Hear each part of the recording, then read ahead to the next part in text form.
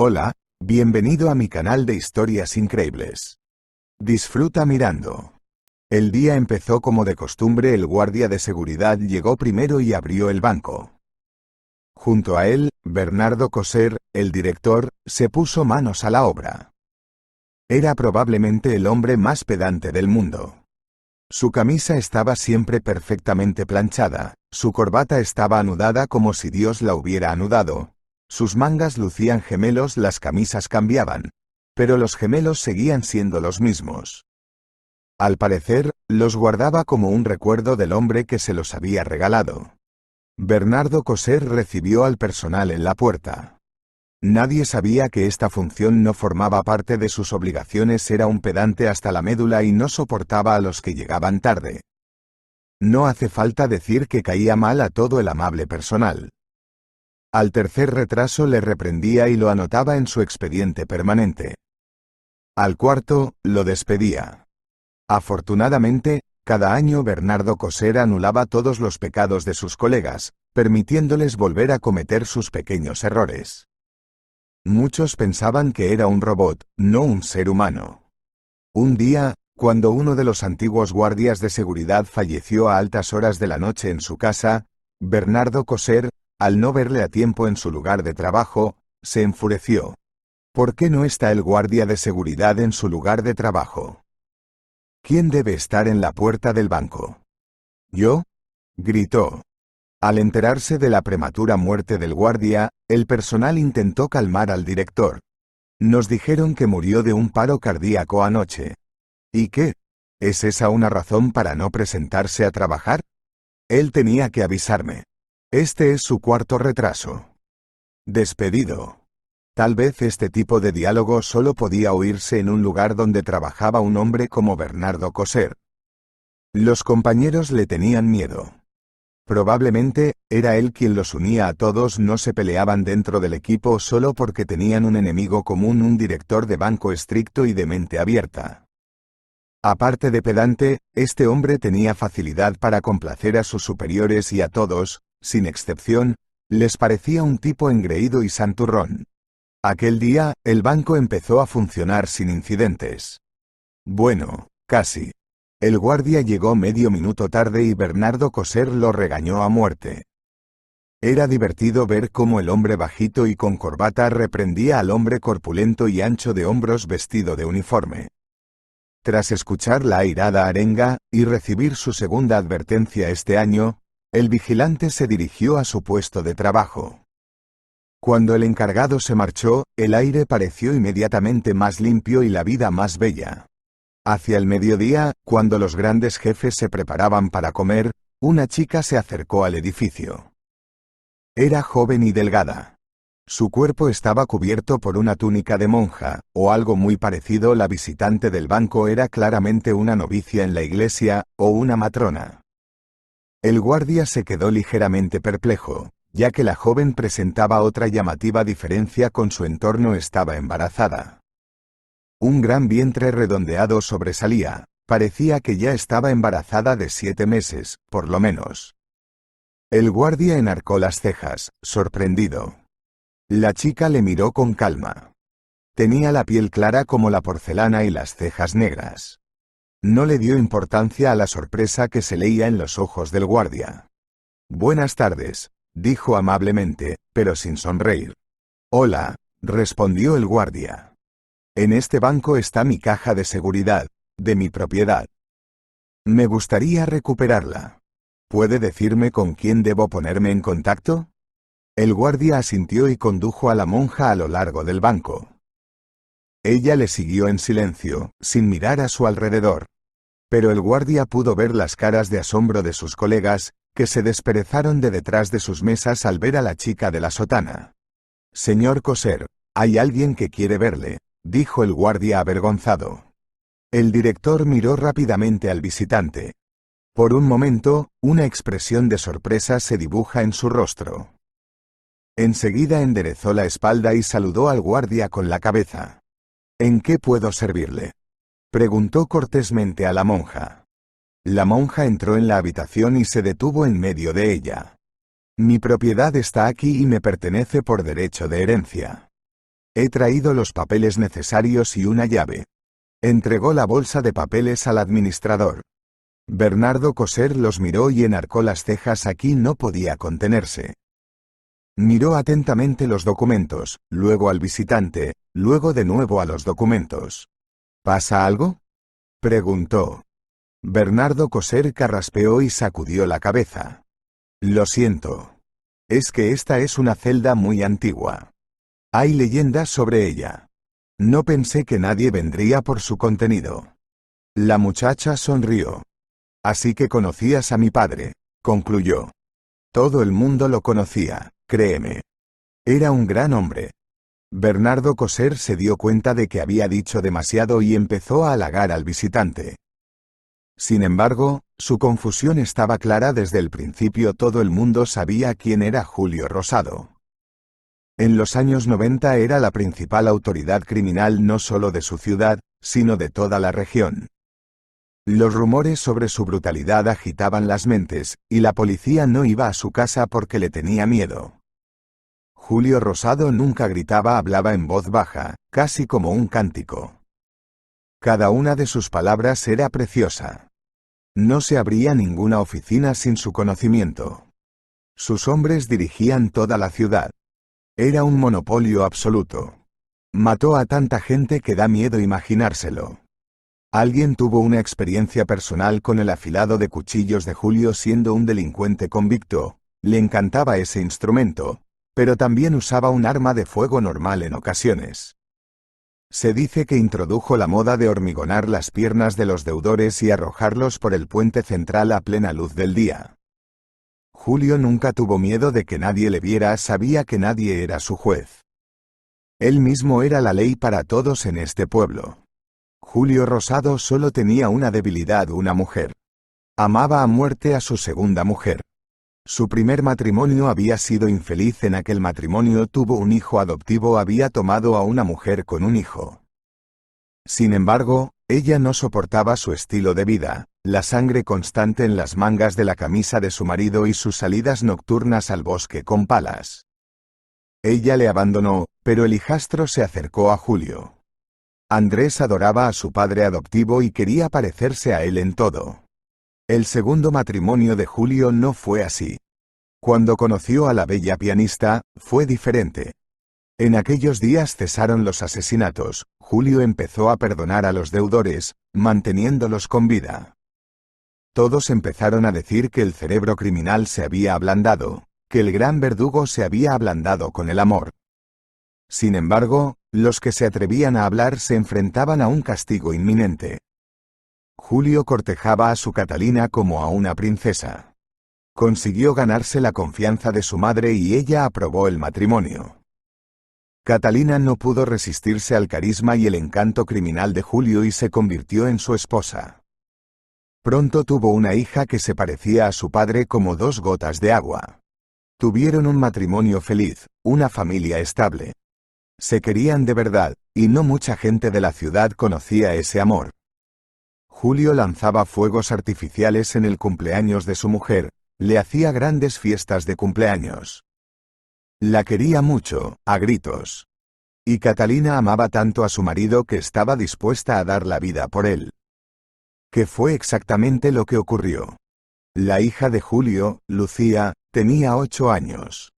La niña amaba a su padre y era hija de su padre. Julio también conoció al hijo de su primer matrimonio, Andrés.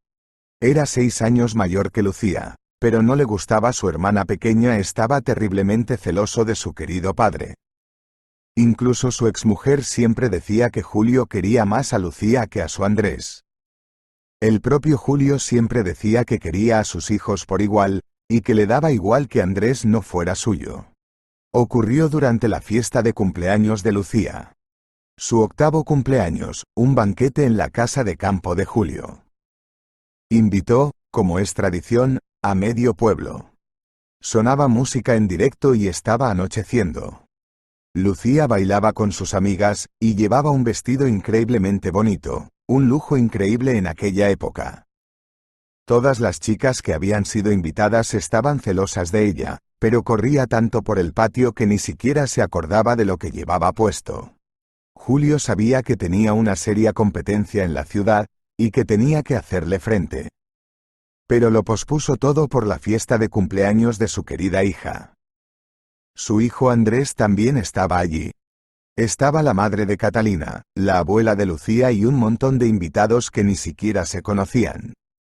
Había un patio lleno de niños y ellos tenían una mesa aparte. De repente, un coche negro se acercó a la puerta. Lucía recordaba bien aquel coche. Un hombre vestido de negro se apeó y sacó una metralleta. Lo único que pudo hacer Lucía fue gritar: «¡Papi!». Al momento siguiente, la niña fue escondida por su abuela, que estaba cerca y tuvo tiempo de reaccionar. La orquesta se quedó en silencio. Los asustados músicos estaban aturdidos por el sonido de los disparos. La abuela consiguió decirle a Lucía que se tumbara en la hierba. Ella también se tumbó, pero ya con 2 balas en el estómago. Toda la familia de Julio Rosado estaba en el punto de mira. Catalina estaba junto a su marido, recibió la primera bala, protegiendo al hombre que amaba. Julio sacó su pistola por detrás y empezó a disparar al coche. Desde allí devolvieron los disparos. El intercambio de disparos terminó fatal para todos. El rival de Julio también murió de un disparo en el acto. La bala le alcanzó accidentalmente, aunque él no efectuó los disparos. Solo había decidido ver en persona cómo su mercenario mataba a Julio y a todos los que le importaban. Catalina murió en el acto, y también su madre, que había cubierto a su nieta. Julio estaba consciente cuando llegó la ambulancia. Estaba malherido. ¿Ha muerto Catita?, preguntó a los médicos. Por desgracia, ya había muerto antes de que llegara la ambulancia. Mi más sentido pésame, dijo el médico. Entonces yo también iré a por ella. No me salven. El médico, por supuesto, no pudo hacerlo. Julio fue llevado al hospital y murió en la mesa de operaciones. Había ido a por su amada, tal y como él había querido. Andrés y su madre salieron ilesos, fueron ellos quienes se quedaron con la mayor parte de la propiedad. Al ver la cruel muerte de su padre, Andrés juró que cuando fuera mayor mataría a todos y cada uno de los amigos y familiares del hombre que aquel día disparó a Julio. Lucía acabó en un orfanato y ya no quedaba nadie que acogiera a la niña. Lo peor era que aquel día había quedado psicológicamente marcada su madre. Su abuela y su padre habían sido asesinados delante de sus ojos. Toda la familia. Se rumoreaba que lo que había heredado la exmujer de Andrés era solo una pequeña parte y que su hija, Lucía, había recibido mucho más cuando alcanzó la mayoría de edad. A su nombre se hizo el testamento, que contenía muchos lujos, posesiones y metales preciosos. Pero Lucía, recordando lo sucedido, había aspirado a la iglesia desde muy joven. Se matriculó para estudiar económicas, pero en el último curso se dio cuenta de que no era lo suyo y abandonó a un paso de licenciarse. Algunos decían que estaba loca, otros que era una lunática. Era una persona extremadamente reservada que nunca hablaba con nadie de lo sucedido. Muchos periodistas intentaron entrevistarla, pero Lucía se limitó a callar. Y entonces, después de tantos años, entró en el banco y pidió que le abrieran una caja fuerte para el famoso Julio Rosado. El padre de Lucía no era, para todos, un cerebro criminal y un asesino. Muchos en la ciudad lo recordaban como un talentoso jugador de fútbol. Otros lo conocían como un hombre que ayudaba en las residencias de ancianos y que financió la construcción de la principal residencia de ancianos de la ciudad. A día de hoy, sigue considerándose la mejor de la región. Julio quería mucho a su abuela, que lo crió sola, y, en su memoria, construyó una residencia para ancianos solitarios. Aquí tienes, es tuyo, sonrió con gesto adusto Bernardo Coser.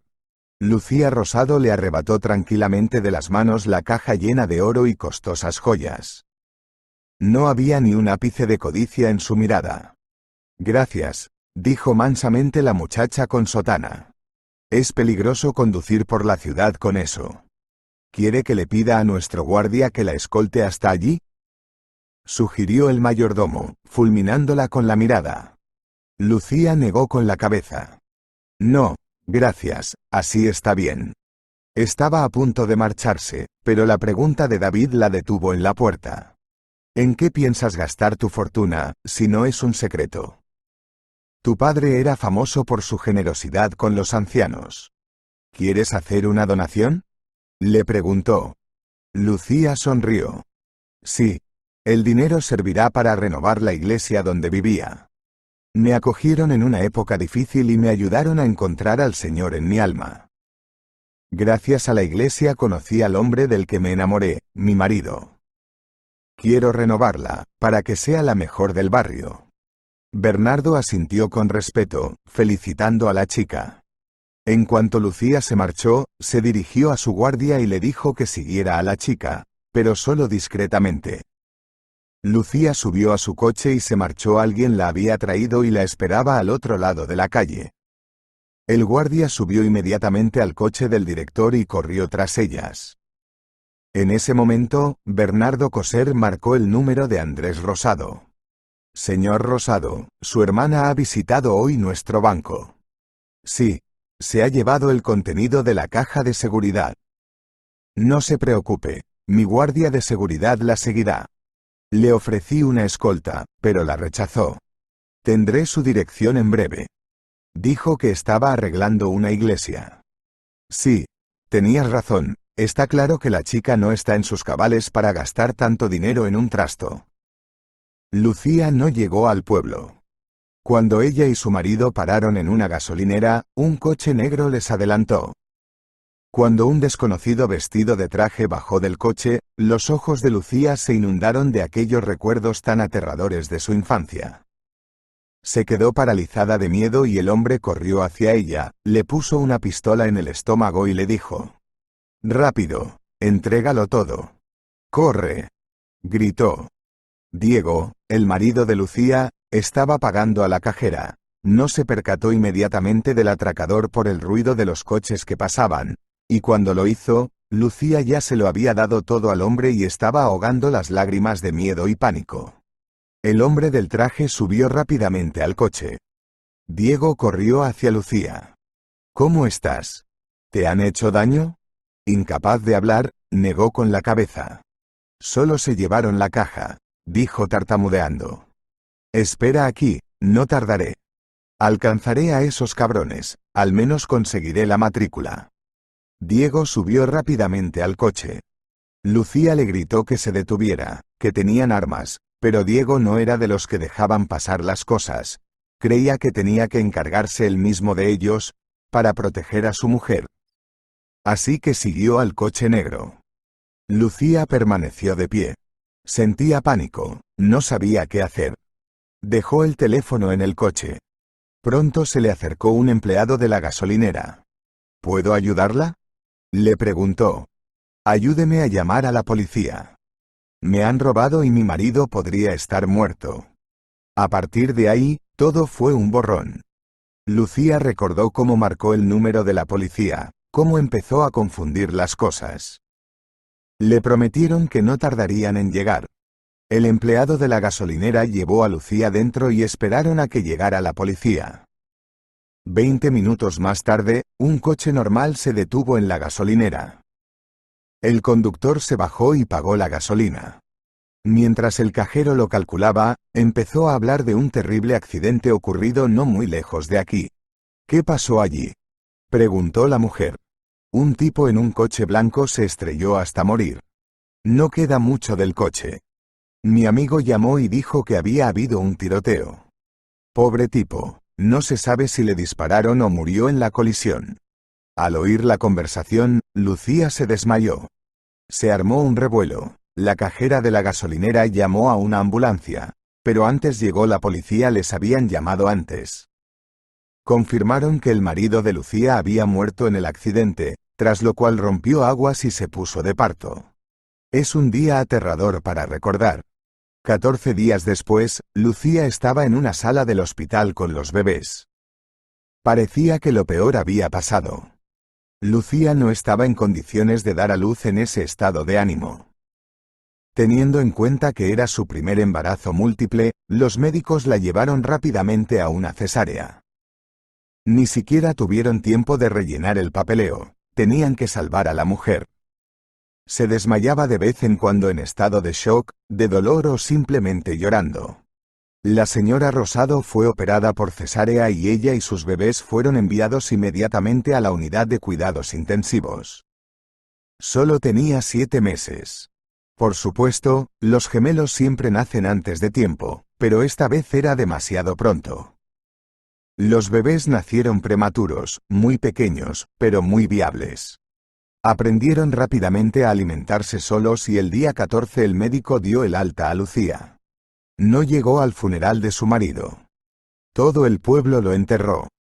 Todos sabían que era un buen hombre, que ayudaba a mucha gente. No habían oído una mala palabra de él. Era creyente. El cura de la iglesia pagó la mayor parte del funeral y realizó todos los trámites necesarios: servicio fúnebre, oraciones, velas. Lucía lloró mucho, y cuando llegó a casa, un monje acudió a ella inmediatamente. Él mismo la había acogido una vez, la había ayudado a librarse de sus pesadillas y la había conducido a Dios. Lucía trabajó en la iglesia durante unos años, ayudando en todo. Luego conoció a Diego, se casó y se quedó embarazada. Siguió yendo a la iglesia y cobrando, pero los trabajadores de la iglesia la enviaron a casa cuando estaba embarazada de 4 meses para proteger a los bebés. Un embarazo doble es doble carga de trabajo. Tú, Lucía, te llevaste una gran pena, pero también una gran alegría. Perdiste a tu marido, pero el Señor te dio 2 hijos. ¿Cuántos se parecen a Diego? Gente amable ayudó con los niños, le dieron a Lucía muchas cosas de bebé. Sus pequeños no necesitaban nada. Habían pasado 3 años. Lucía y sus hijos estaban en la puerta del centro de salud local. Víctor estaba bien, los médicos decían que gozaba de buena salud, pero Pedro estaba enfermo todo el tiempo. Había nacido más pequeño y enfermo que su hermano. Ahora necesitaba una operación. No era muy cara, pero Lucía no podía reunir tanto dinero. Ya no trabajaba en la iglesia, se había dedicado a la maternidad. Los bebés nacían muy débiles y necesitaban cuidados las 24 horas del día. Los 2 primeros años fueron muy difíciles para ella, pero ahora era más fácil. Caminaban solos, se daban cuenta si algo les dolía en alguna parte. Lucía dejó de llevar la sotana monástica con la que se había sentido bien y a gusto. Ya no añoraba la fe, ya no acudía a la iglesia. El sacerdote de la iglesia le preguntaba a menudo, pero Lucía se limitaba a negar con la cabeza: ya no quiero ir allí. En realidad, entendía la razón. Lucía guardaba rencor al Todopoderoso, no entendía por qué le hacía esto a ella, a sus hijos. No, seguía rezando, pero ya no estaba dispuesta a dedicar su vida a Dios. Lucía estaba acostumbrada a llevar vestidos largos, faldas. Esta costumbre persistía en ella, pero ya no se cubría la cabeza. Ahora todo el mundo podía ver su espesa y larga trenza de pelo castaño oscuro. Era una belleza natural, no necesitaba maquillaje. Muchos hombres del campo la admiraban, incluso los que ya estaban casados. Lucía se había quitado el luto por su marido, pero seguía sin poder imaginarse con nadie más. Ahora le esperaba un trámite muy desagradable: tenía que ir a ver a un hombre al que no veía desde hacía años. Sabía que Andrés Rosado le había caído mal desde niña, la había tomado por loca y nunca habían hablado. Lucía ni siquiera tenía su número de teléfono de todos esos años. Pero recordaba dónde vivía. Seguía siendo la misma casa donde había nacido y crecido, y en cuyo patio habían celebrado su cumpleaños una vez hacía mucho tiempo. Lucía había dejado a los niños con la abuela de la vecina. Ella estaba encantada de cuidar de ellos, ayudando a la joven viuda. Tardó 4 horas en llegar a la ciudad. Habría sido más rápido en coche, pero ahora necesitaba dinero para la operación y Lucía lo estaba ahorrando todo. Cuando llegó a la gran casa de campo, Lucía se quedó sorprendida. Vio la misma verja de hierro donde había ocurrido todo. Imágenes del pasado empezaron a volver a su mente, y pasaron ante sus ojos. Y eso que habían pasado más de 20 años. La idea de que Pedrito necesitara una operación la hizo dejar de sentir pánico. Lucía respiró hondo y cruzó la puerta.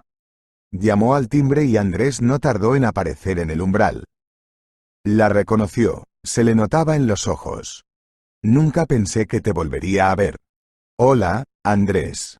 ¿Puedo pasar? Tenemos que hablar. Entraron en su casa. Lucía se dio cuenta de que dentro no había cambiado mucho. Andrés era conservador, mantenía vivo el recuerdo de su padre, eso era lo que tenían en común. Lucía le contó a su hermanastro la enfermedad de su hijo. Él la interrogó suavemente sobre la familia y Lucía le contó cómo hacía 3 años había cogido las joyas de su padre y cómo fue perseguida inmediatamente y cómo había muerto su marido. Andrés sintió verdadera lástima por ella. Lucía vio dolor en sus ojos, como si estuviera preocupado por ella, y eso era la primera vez. En algún lugar de su mente había esperanza de que pudieran volver a estar juntos. Lo siento, ahora no tengo dinero. Es una crisis, apenas llego a fin de mes. Pero te ayudaré de todos modos. Andrés sacó del bolsillo un billete de $5.000 y se lo dio a Lucía. Ella se sintió avergonzada, pero lo cogió. Gracias, lo comprendo. Llámame si necesitas algo. Estaré encantado de hablar contigo. Puedes visitar a tus sobrinos. Andrés asintió brevemente, estaba claro que no tenía ninguna intención de emparentarse. Lucía se levantó y se dirigía a la puerta cuando Andrés la llamó. Sabes, hay algo que podría hacer por ti. Si accedieras a venderme tu parte de la empresa, aún habría dinero suficiente para realizar la operación, dijo. Lucía suspiró. Nunca había pensado en esa participación. Solo se había enterado en la lectura del testamento de su padre de que había heredado acciones de la empresa. Tenía 18 años y era el 10º aniversario de la muerte de sus padres. Un abogado de Julio Rosado se acercó a ella y le entregó un lote de valores, una cuenta bancaria y la llave de la caja de seguridad que finalmente había matado a su marido. Lucía sabía que era dinero manchado de sangre. Ella había ido a la iglesia para expiar los pecados de su padre y no iba a utilizar su riqueza. Solo cuando se habló en el vecindario de que la iglesia estaba en mal estado y podría tener que cerrarse hasta que se encontraran fondos para repararla, se atrevió a coger lo que su padre le había legado. Y ese mismo día lo pagó caro. No quiero nada, ya lo sabes. Si quieres comprar las acciones, te las vendo. Pero dijiste que eran tiempos difíciles y que no había dinero. Andrés vaciló. Los demás accionistas me ayudarán. Ya se nos ocurrirá algo. Lucía dio su consentimiento y trajo los documentos. No había recibido formación para ello, pero se le daban muy bien los asuntos financieros. Llevaba tiempo haciéndolo en la iglesia, ayudando a una monja con las cuentas. Siempre había dicho que Lucía habría sido una excelente economista. Cuando fue a ver a Andrés, le dio los papeles y él ya había preparado una escritura de traspaso. ¿Es una escritura de donación? Prometiste comprar mis acciones, ¿no? Por supuesto que lo hice. Aquí está el dinero, es tuyo. Aquí está la cantidad exacta que pediste por la operación, dijo Andrés. Lucía se tomó un momento para leer los documentos. Las acciones valen 10 veces más. Andrés suspiró. Son tiempos difíciles, ya te lo dije. No puedo dar más por ellas. Si no las quieres, puedes quedártelas. Lucía negó rápidamente con la cabeza. No los quiero a cambio de nada. Gracias, has sido de gran ayuda, le sonrió sinceramente, le dio las gracias y salió de su casa con el dinero. Apenas podía prestarle la cantidad, pero necesitaba las acciones de la empresa de su padre. Andrés consiguió mantenerla a flote, e incluso creó una filial en una ciudad vecina. Lucía decidió que había hecho lo correcto. Puede que él la obligara, pero no le servían las acciones. Después de lo que le había pasado a Diego, tenía miedo de tocar la herencia de su padre. Pronto se programó una operación para el hijo de Lucía. Una monja accedió a estar con su segundo hijo y Lucía recogió a Pedro y lo llevó al hospital de la ciudad. Las pruebas son buenas, las haremos mañana, la tranquilizó el cirujano. Para cualquier madre, la operación de su hijo daba miedo. Estaba muy nerviosa y lloró casi toda la noche. Cuando salió al pasillo, se topó con un hombre. Era alto, rubio y guapo. Perdone, dijo Lucía, disculpándose tímidamente. ¿Te ha pasado algo?, preguntó él. No es nada, respondió Lucía, es que mañana operan a mi hijo. Estoy preocupada. El hombre suspiró. Hoy han operado a mi hija. Tiene la misma operación, le oí hablar con el anestesista. Por la tarde vino un anestesista a Lucía. Mientras todos los demás médicos decían que todo iría bien, que la operación solo duraría 30 minutos, ella empezó a asustar a Lucía, diciéndole que ponía a la gente en coma inducido, que era casi como la muerte. Le dijo que no les daban nada bueno para la anestesia y le sugirió que comprara un medicamento excelente, más fácil de tolerar por los niños. Lucía vació el monedero con lo que le quedaba de dinero y desde ese momento no dejó de preocuparse. Al recordar aquella conversación, Lucía suspiraba intermitentemente. ¿Sabes que no hay otra droga? Están malversando el dinero, eso es todo. Amedrentan a los padres. ¿Y tú no pagaste?, preguntó ella. Sí pagué. La enfermera me lo dijo después. Pero eso es horrible. ¿Por qué hacen eso? Signo de cierre de exclamación. Ahora no puedo calmarme. El hombre suspiró. La cantina no cierra por la noche, tomemos un té. Tengo un poco con menta. Cogió una caja de bolsitas de té y sonrió. Lucía asintió. Se asomó a la habitación para asegurarse de que Pedro ya dormía y siguió al desconocido. La cantina era tranquila, estéril y vacía. Durante el día siempre había alguien paseando, pero por la noche se respiraba un ambiente especial. Me llamo Oscar, se presentó el hombre. Y yo soy Lucía. Mucho gusto. Oscar me contó que había criado a su hija solo desde que nació. Su mujer no sobrevivió al parto, tenía muchas enfermedades, sufrió una neumonía durante el embarazo, su hija apenas sobrevivió. Oscar trabajaba en la ambulancia, pero solo en el turno de día. Su familia vivía en algún lugar del norte del país, increíblemente lejos, y no había nadie que le ayudara con el bebé.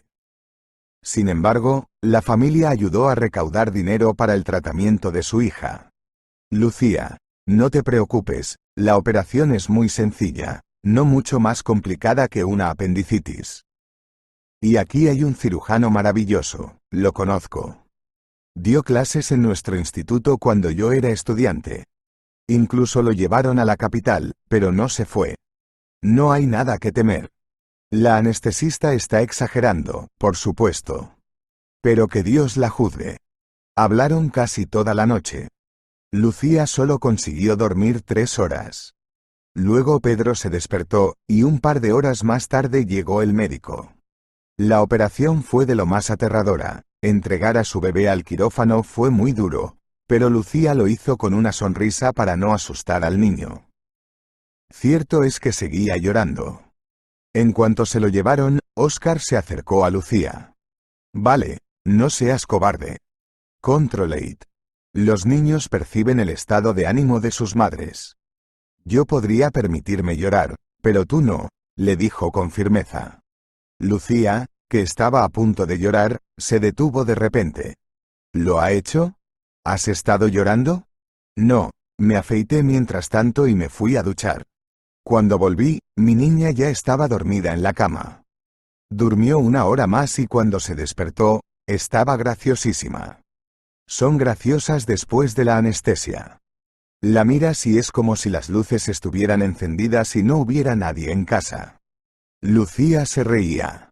Oscar no se separó de ella ni un minuto mientras duró la operación. Cuando trajeron a Pedro y le dijeron que todo había ido bien, ella sonrió feliz. Gracias. Estaría llorando a moco tendido si no fuera por tu apoyo. Dijo Lucía. Las madres solteras tenemos que apoyarnos. Oscar le guiñó un ojo. Estuvieron en contacto todo el tiempo hasta que les dieron el alta. Ocurrió el mismo día, pero Oscar y Lucía ya se habían intercambiado los números. Resultó que no vivían muy lejos el uno del otro. Oscar vivía en un pueblo del distrito, a solo 50 kilómetros del pueblo donde se había instalado Lucía. Empezaron a llamarse, a hablar. Al cabo de un mes, Oscar llamó a Lucía y le dijo: «Vivamos juntos. Llamarte está bien, pero me gustaría verte todos los días. Y sería más fácil para ti. Mi Sofía necesita una madre, tus hijos necesitan un padre. Tal vez podamos hacer un bebé juntos. Seguro que será un niño». Lucía se echó a reír. No era inesperado. Oscar la había visitado un par de veces después del hospital y se sentían atraídos el uno por el otro. Ambos se encontraron como padres solteros, los dos viudos. Esto debía de ser lo que se llama destino. Lucía se confesó en la iglesia, confesando que estaba enfadada con Dios por haberle quitado a su marido. El padre de la iglesia bendijo a Lucía por su segundo matrimonio y le deseó felicidad. Oscar y Lucía decidieron mudarse a la ciudad. Durante los 6 meses siguientes se dedicaron a comprar y vender. Lucía vendió su casa, Oscar también vendió la suya. Se juntaron, pidieron una hipoteca, pues necesitaban un piso grande, 3 hijos, un cuarto en proyecto. Encontraron una casa elegante en las afueras y la compraron. Lucía se alegró de que la casa estuviera lo bastante lejos de donde vivía su padre. Se mudaron y se instalaron. Lucía cuidaba de los niños y Oscar consiguió un trabajo como médico de ambulancias, como antes. Sofía, la hija de Oscar, se encariñó mucho con su madrastra. La llamaba mamá y si sus hermanastros se portaban mal, les reñía, defendiendo a Lucía. La relación con Oscar era estupenda. Mientras que Diego era un hombre categórico, capaz de levantar la voz y hacer que las cosas sucedieran, Oscar le enseñó a Lucía que las cosas eran diferentes. Diego era muy religioso, de hecho, por eso había elegido a Lucía como esposa. Era bueno, decente y honesto, pero su carácter era pesado. Quizá por eso no pudo soportar que robaran a su mujer en el aparcamiento y corrió tras los delincuentes. Cuando Diego decidió ayunar, sin duda tiró toda la comida e hizo que Lucía ayunara también. Esto le importaba, y Lucía no discutió mucho y aceptó. Oscar era diferente. Si Lucía no quería algo, él podía intentar persuadirla, podía persuadirla con besos, pero nunca insistía. Las decisiones las dejaba en sus manos, y por primera vez en su vida Lucía sintió esa actitud hacia ella. Incluso en el orfanato, cuando era pequeña, nunca había recibido tanto amor, atención y cuidados como los que le daba Oscar. A pesar de su trabajo bastante duro, era muy amable y cariñoso. Era sonriente y rara vez se enfadaba, y cuando lo hacía era más bien como si estuviera frustrado. Así que Oscar y Lucía se casaron oficialmente. Un día, Oscar llegó a casa del trabajo en silencio. Lucía le abrazaba habitualmente y le besaba en la mejilla sin afeitar, poniéndose de puntillas. Al hacerlo, su gran trenza rubia apenas le llegaba a las rodillas. «¿Qué le pasa?», preguntó Lucía. «Un tiroteo en el centro de la ciudad. Se acabaron los 90 y los bandidos no se disparan entre ellos». «¿De dónde vienen?». «Hoy han herido de gravedad a una niña». Me estremeció, podría haber sido mi hija. También es la hija de otro. Lucía miró asustada a su marido. ¿Está viva? Sí. Hice todo lo que pude. Me la quitaron, la llevaron a cirugía, le sacaron la bala. Está estable. Los médicos dicen que se recuperará. El cuerpo de la niña es fuerte. Después de eso, corrí hacia uno de los tiradores y también le dispararon, pero más fuerte. Se estaba muriendo en mis brazos. Prácticamente, le saqué una confesión, dijo Oscar, con la mirada perdida en algún lugar de la eternidad, empezó a decirme que era culpa suya que un hombre muriera. No soy un asesino, dijo. Solo me metí con la gente equivocada. Un hombre ya había muerto por su culpa, murió en un accidente. Le reventaron las ruedas y chocó contra un poste. Robaron algo. Dijo que él personalmente puso una pistola en el vientre de su mujer embarazada, cogió su oro. Y el marido corrió tras ellos y murió. Se arrepintió y murió. No pude hacer nada. Lucía se puso pálida. Dio de cenar a su marido, metió cosas en la lavadora y preparó bocadillos dulces para los niños. Pero no había dicho una palabra desde aquel momento. Oscar se acercó a ella más tarde, cuando los niños ya estaban dormidos en su habitación viendo dibujos animados. ¿Te he asustado con mi historia? Lo siento. No te preocupes, los tiroteos son muy raros hoy en día. Hubo 2 detenidos, 2 muertos. Una niña resultó herida, pero estará bien. Ven aquí. La abrazó y Lucía suspiró y miró a su marido a los ojos. No te he hablado de mis padres. Espero que me perdones por mantenerlo en secreto. Oscar arrugó la frente. Dijiste que eras huérfana, que no recordabas muy bien a tus padres. Así es. Tenía 8 años cuando dispararon a mi padre y a mi madre en el patio. Estoy vivo porque mi abuela me cubrió con ella misma. Oscar entornó los ojos y dio un paso atrás. ¿Eres la hija de Julio Rosado? ¿Tú? Lucía asintió. Siento habértelo ocultado. No hay mucho de lo que presumir. Mi padre era un bandido y un asesino. Pero lo peor es que aún le quiero. Le quería entonces, e incluso ahora, sabiendo lo que hizo. Oscar abrazó a Lucía con tanta fuerza que apenas podía respirar. Todo el mundo conocía a tu padre. Nunca habría imaginado que eras pariente suya, nunca tuve la menor idea. Ya que trabajabas en la iglesia, y oí que su hija estaba en algún lugar lejano, en las estribaciones de las montañas, en una clínica para enfermos mentales. Lucía se encogió de hombros. Yo estaba en ella. Lo que me pasó me volvió neurótica. Tenía un montón de fobias y miedos. Iba a la iglesia para expiar los pecados de mi padre. Luego conocí a Diego y empecé a vivir como todo el mundo. Pero se me ocurrió ayudar a reparar la iglesia para que no la cerraran. Diego acabó muerto. Oscar frunció el ceño. Entonces tengo peores noticias para ti. Ese bandido dijo que su hermano le dijo que robara a su hermana. Eso fue lo que dijo. Así que fue el hijo de Julio Rosado. Lucía estaba en estado de shock. Andrés. ¿Cómo podía? No tenía ni idea de que era capaz de darle órdenes. Podría haberla matado a ella también. Lucía pasó la noche en vela. Oscar se dormía cuando ella se quedaba tumbada, mirando al techo.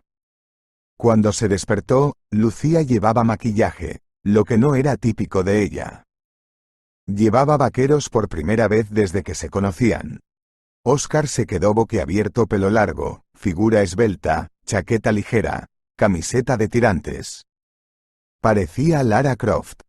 ¿A dónde vamos? Vamos a la empresa de mi padre. Vendí las acciones, pero soy dueño del edificio de la empresa.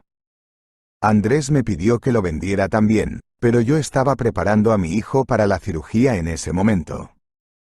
Fue justo antes de conocernos. Creo que debería hacer una visita a la empresa.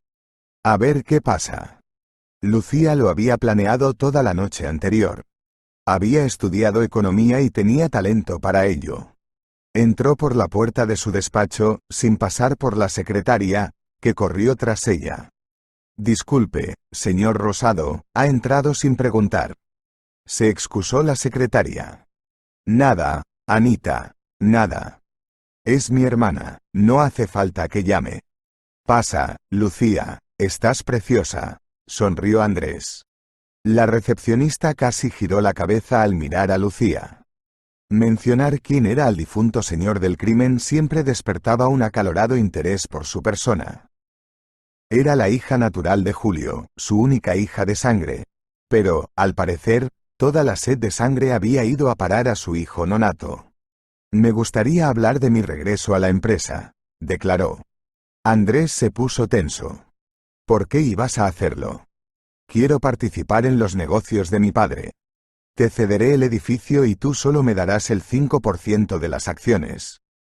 Es un trato justo. Más justo que el que hiciste conmigo. Me refiero a la escritura de donación que firmé a cambio de la vida de mi hijo. Lucía le aburría con la mirada. Andrés se dio cuenta de que no venía con buenas intenciones. ¿Quieres vengarte? Déjame pagarte. Vamos. Somos familia. ¿Qué dinero? Solo quiero hacer lo que hizo mi padre. Obtener una pequeña ganancia, como los otros accionistas. Puedo encontrar otra oficina, dijo Andrés. Puedes. Pero, ¿por qué? Este es el edificio exacto donde nuestro padre fundó su empresa. Es un recuerdo de él. Sufrí una tragedia durante años, pero ahora quiero estar a su lado. No reclamo para nada la silla de director, no necesito más del 5%. Solo quiero estar ahí para ti y ayudarte. Por supuesto, Andrés no creyó a Lucía. Sin embargo, aceptó sus condiciones. No podía mudarse a otro edificio. Andrés apreciaba todo lo relacionado con el recuerdo de su padre. Lucía entró en la dirección de la empresa. A Óscar no le gustaba que se metiera en todo esto, temía que Lucía acabara como sus padres, pero ella no tenía miedo de nada. Se había obsesionado con la venganza. Déjenle en paz. Que Dios le juzgue, suplicó Óscar. Ya he entrado en la empresa, tengo acceso a sus papeles. Pronto conseguiré a su director financiero y veré los papeles de verdad. Entonces lo pondré a bailar. Óscar nunca vio a Lucía como una mujer de negocios, pero lo era. Empezó a vestir a la moda, a ganar buen dinero con la empresa. Pasaron 6 meses. El director financiero de la empresa fue despedido con deshonor. Lucía encontró un montón de papeles que demostraban que había robado a la empresa. No tuvo que tenderle una trampa, le bastó con registrar su mesa y encontrar los documentos adecuados. Se los enseñó a Andrés y, al día siguiente, el director financiero desapareció de repente. Lucía se asustó. ¿Qué sería de ella cuando Andrés se diera cuenta de que no había venido a ocuparse de los negocios de su padre? Lucía asumió el cargo de directora financiera. En 6 meses consiguió ganarse la confianza de su hermano. Se convirtieron en socios. Andrés la vio como su querido papá y se acercó a ella. Lucía se convirtió en uno de los objetos sagrados que identificaba con Julio. Se dio cuenta de que Lucía era de su sangre. Empezó a consultarla, a confiar en ella. Además, ella era muy buena con las finanzas. Pronto Andrés se lo enseñó todo. Lucía vio los papeles reales y casi se desmaya. El negocio de Andrés se había construido a base de sangre, amenazas y sobornos. La empresa no había hecho nada útil y solo había ayudado a su hermano a enriquecerse y había dado trabajo a otras personas sin escrúpulos. La propia Lucía no se esperaba semejante perfidia, era como si se hubiera despertado en ella el espíritu de su padre. Le mintió a Andrés mirándole a los ojos. Si alguien de la iglesia la hubiera visto, habría pensado que Lucía estaba poseída por el mismo diablo. Había reunido un enorme archivo de trapos sucios sobre Andrés, pero antes de poder utilizarlo, visitó la tumba de sus padres. Lucía rara vez lo hacía. Sus sentimientos eran encontrados. Toda su vida había vivido en un estado de lucha interna, amaba y odiaba a su padre al mismo tiempo. Si no hubiera sido un monstruo sediento de sangre y hubiera vivido como los demás, las cosas habrían sido diferentes. Pero ni siquiera el hecho de casarse con su madre y dar a luz a la propia Lucía apartó a Julio del camino sangriento. Lucía fue a su tumba y le contó al enorme monumento con su foto todo lo que le preocupaba. Le contó lo que le había hecho Andrés, su primer marido. Que no la ayudó cuando se lo pidió. Que la estafó con todas las acciones de su empresa. Deséame suerte, papá. Puso 2 rosas rojas en su tumba y se marchó, sin ver que un gran pájaro negro descendió inmediatamente sobre el monumento y la cuidó durante mucho tiempo. Al día siguiente, Lucía fue a ver al investigador que llevaba años intentando meter a su padre en la cárcel. Ya estaba jubilado y Lucía había oído hablar mucho de él. Tenía miedo de ir simplemente a la comisaría porque Andrés podía haber comprado, hace tiempo, el silencio de todos allí. Bueno, o intimidar. Te he traído lo que has estado soñando, dijo. Lucía llevaba una cazadora de cuero, pantalones ajustados y el pelo recogido en una coleta alta en lo alto de la cabeza, que incluso en ese estado le llegaba a la cintura. Parecía una estrella de cine. ¿Y cuál era mi sueño?, preguntó el hombre canoso. Lucía no lo encontró en casa, estaba pescando. Lo vio junto al estanque, el lugar del que le había hablado su vecino de escalera. El investigador jubilado llevaba un traje de camuflaje. El sol radiante de septiembre brillaba, y hacía calor si uno se movía. Pero para pescar, la gente con experiencia siempre viste más abrigada, porque se va a quedar quietas horas y horas, mirando el flotador. Cogió la carpeta de las manos de Lucía y cambió la cara. ¿Quién eres?, fue lo primero que preguntó. Soy Lucía Mariana Rosado, hija de Julio Rosado y hermana de Andrés, su hijastro. Seguramente sabrá que mi hermano sigue cometiendo fechorías hasta el día de hoy. El investigador negó con la cabeza. Qué bien que haya tenido la sensatez de venir aquí a verme. Si hubiera llevado esto a nuestra policía, ya estaría muerto. Tu hermano da aún más miedo que tu padre muerto. Pero, ¿para qué lo necesitas?, se preguntó el anciano. Yo no soy como mi padre. Y él no era como todos le conocían. Yo lo veía como un hombre atento y cariñoso. Mis padres se querían mucho. Pero quiero que encierres a Andrés. Para que no me afecte. Lo comprendo. La única forma de entrar aquí es a través de la capital. Todos los locales están bajo el pulgar de Andrés. Tu padre le dio la gorra. No te preocupes, tendré cuidado. Pero debes saber que corres un gran riesgo. El investigador se dirigió a la comisaría de la capital, donde aún conservaba un viejo amigo y camarada, un hombre al que una vez había salvado la vida. Este se mostró encantado de devolverle el favor e implicó no solo a los mejores y más investigados, sino también a las más altas autoridades, las unidades secretas del gobierno, que identificaron a todos los miembros de la organización criminal sin excepción y los ataron a todos a la vez. No hubo tiroteo ni resistencia. Las fuerzas especiales de la capital se abalanzaron en tal número que todo el mundo estaba asustado, confuso. Lucía había visto en las noticias que su hermano había sido detenido, que había serias pruebas contra él. Suspiró tranquila, pero seguía asustada. ¿Y si quería vengarse de ella? Pasaron 2 semanas. El juicio de Andrés y sus compinches estaba en marcha. Lucía recibió una llamada de la colonia donde estaba recluido su hermano. El señor Rosado te ha pedido que vengas a verle. ¿Puedes hacerlo? Lucía estaba asustada. Dijo que iría y no se lo dijo a su marido. Seguro que él no la dejaría entrar. Sabía que se arriesgaba, pero quería venir. Cuando entró en la celda, vio que no era un encuentro ordinario con un preso, no como en las películas estaba a solas con Andrés. No tenía las manos esposadas, podría haberla estrangulado allí mismo, romperle el cuello si hubiera querido. Pero ella no tenía miedo. Levantó la cabeza y miró a su hermanastro a los ojos. En su mente ardía: soy la hija de sangre de Julio, y él no es más que un patético farsante, un aspirante. ¿Así que me entregaste a la policía porque entonces no te ayudé? ¿Por qué te obligué a renunciar a tus acciones por el dinero de tu hijo? Lucía sonrió. No, porque mataste a mi marido. Me enviaste hombres que me pusieron una pistola en el estómago. Dispararon a las ruedas de mi marido.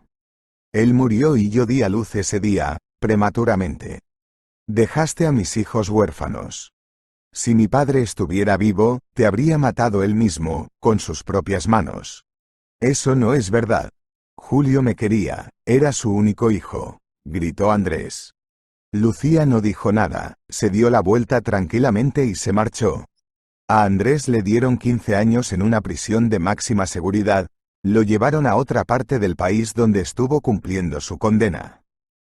No solo lo encarcelaron a él, también a todos sus secuaces. Moviendo los hilos, se descubrieron otros delitos. Así, El director del banco del que Lucía se había llevado en su día las joyas heredadas también fue juzgado. Bernardo Coser recibió una condena condicional, pero ya casi no podía trabajar en el banco. Muchos otros acabaron pagando el precio de sus delitos. A Óscar le preocupaba que los que habían recibido penas de cárcel descubrieran de quién era todo aquello y se vengaran de Lucía, pero no fue así.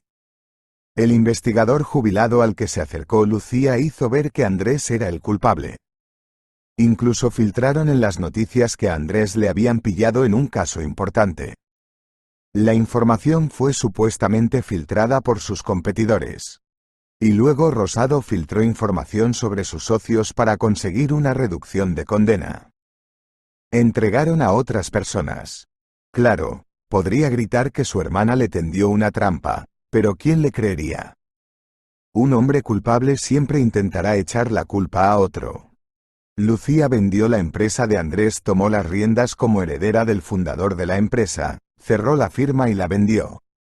Con los beneficios, Lucía reconstruyó el templo que había sido su orfanato. También construyó carreteras en el pueblo y una clínica.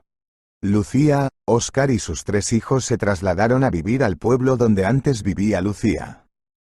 Compraron una casa grande y se convirtieron en granjeros. Criaban y cuidaban aves de corral y vacas y suministraban carne a las fábricas locales. Lucía no tardó en enterarse de que esperaba un bebé. Una ecografía mostró que era un niño. Si te ha gustado la historia, por favor dale un me gusta y suscríbete al canal.